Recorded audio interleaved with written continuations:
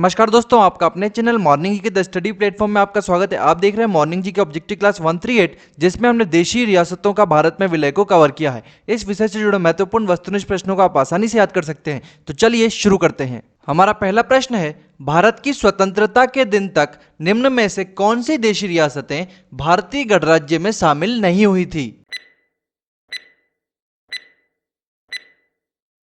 सही आंसर है option D, उपरोक्त सभी। कश्मीर, जूनागढ़ एवं हैदराबाद तीनों ही रियासतें भारत की स्वतंत्रता के दिन तक भारतीय गणराज्य में शामिल नहीं हुई थी। हमारा अगला प्रश्न है, जूनागढ़ रियासत किस राज्य का भाग थी?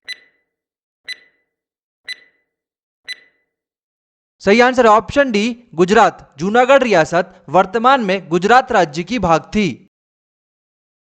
हमारा अगला प्रश्न है, रियासतों को भारत में सम्मिलित करने के लिए किसके नेतृत्व में रियासती मंत्रालय बनाया गया, अर्थात रियासती मंत्रालय का प्रमुख कौन थे?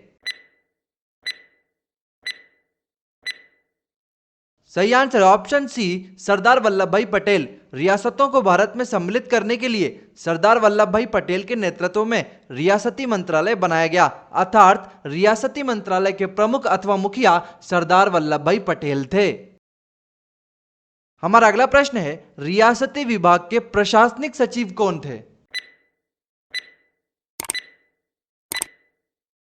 सही आंसर है ऑप्शन ए, वीपी मेनन। रियासती विभाग के प्रशासनिक सचिव वीपी मेनन थे।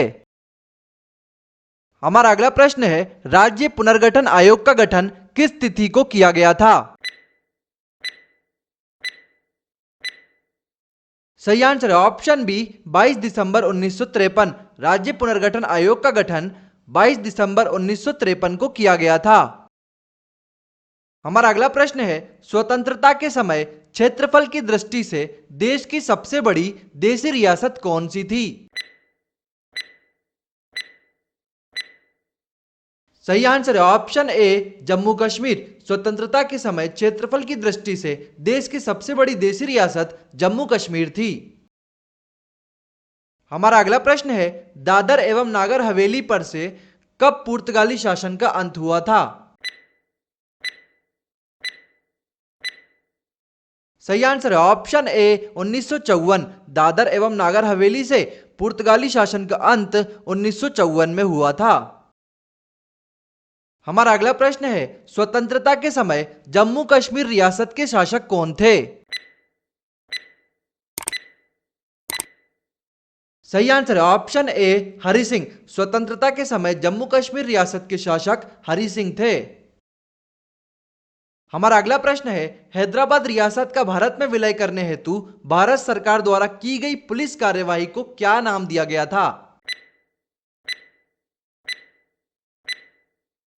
सही आंसर है ऑप्शन डी, ऑपरेशन पोलो। हैदराबाद रियासत को भारत में विलय करने हेतु भारत सरकार द्वारा की गई पुलिस कार्यवाही को ऑपरेशन पोलो नाम दिया गया था।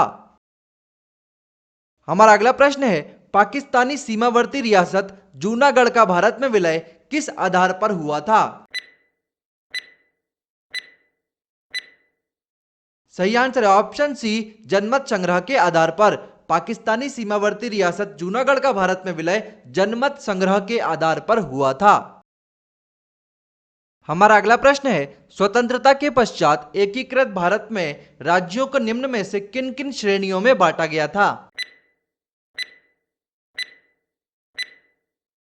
सही आंसर है ऑप्शन सी, क, ख, ग एवं घ। स्वतंत्रता के पश्चात एकीकृत भारत में राज्यों को क, ख, ग एवं घ की श्रेणी में बांटा गया था।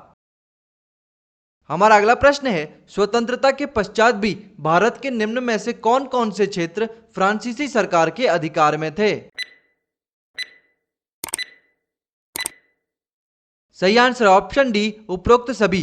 पांडिचेरी, चंद्रनगर, कारकेल, यानम एवं माहे स्वतंत्रता के पश्चात भी फ्रांसीसी सरकार के अधिकार में थे।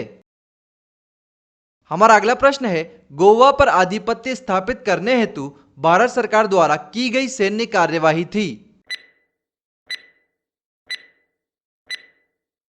सही आंसर ऑप्शन सी, ऑपरेशन विजय। गोवा पर आधिपत्य स्थापित करने हेतु भारत सरकार द्वारा की गई सैन्य कार्यवाही को ऑपरेशन विजय नाम दिया गया था। हमारा अगला प्रश्न है, राज्य पुनर्गठन आयोग किसकी अध्यक्षता में बनाया गया था? सही आंसर है ऑप्शन डी, फजल अली। राज्य पुनर्गठन आयोग फजल अली की अध्यक्षता में बनाया गया था। हमारा अगला प्रश्न है, 1 नवंबर 1956 तक ख श्रेणी के राज्यों, देशी रियासतों को मिलाकर गठित राज्यों के संवैधानिक मुखिया थे।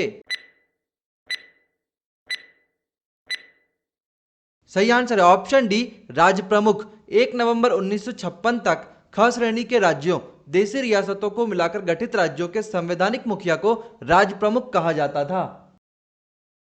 हमारा अगला प्रश्न है, हैदराबाद की रियासत को किस प्रकार भारत में मिलाया गया? सही आंसर है ऑप्शन बी, पुलिस कार्यवाही द्वारा। हैदराबाद की रियासत को भारत में पुलिस कार्यवाही के द्वारा मिलाया गया। हमारा अगला प्रश्न है, जम्मू कश्मीर की रियासत को किस प्रकार भारत में मिलाया गया? सही आंसर है ऑप्शन सी, विलय पत्र पर हस्ताक्षर के द्वारा। जम्मू कश्मीर की रियासत को भारत में विलय पत्र पर हस्ताक्षर के द्वारा मिलाया गया। हमारा अगला प्रश्न है, गोवा एवं दमन व दीव को कब पुर्तगालियों से मुक्त कर भारत सरकार के अधीन कर लिया गया? सही आंसर है ऑप्शन बी, 19 दिसंबर 1961। 19 दिसंबर 1961 के दिन गोवा एवं दमन व दीव को पुर्तगालियों से मुक्त कर भारत सरकार के अधीन कर लिया गया। हमारा अगला प्रश्न है, गोवा मुक्ति दिवस कब मनाया जाता है? सही आंसर है ऑप्शन बी, 19 दिसंबर। गोवा मुक्ति दिवस 19 दिसंबर के दिन मनाया जाता है, क्योंकि इसी दिन गोवा को पुर्तगालियों से मुक्त कराया गया था। हमारा अगला प्रश्न है, गोवा को कब पूर्ण राज्य का दर्जा मिला?